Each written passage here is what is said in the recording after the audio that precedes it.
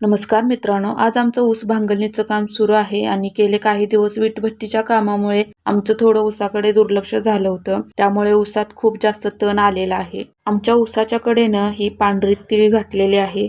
त्याची ही रोपं आहेत. वातावरण बघा किती मस्त झालंय. मी सगळ्यांच्यासाठी रानात जेवण घेऊन आले होते. सगळेजण इथं जेवायला बसलेले आहेत. बाहेर खूप छान वातावरण झालेलं आहे आणि अशा वातावरणात ह्यांना जेवायला बसलेलं पाहून मला पण खूप जेवायची इच्छा होत होती. पण नेमका आज माझा उपवास होता. उसात गवत खूप मोठं आलं होतं, त्यामुळं काढलेल्या गवताच्या पप्पा आमचे पेंड्या बांधत आहेत आणि त्या पेंड्या आम्ही घेऊन शेताकडच्या घराकडे जाणार आहे.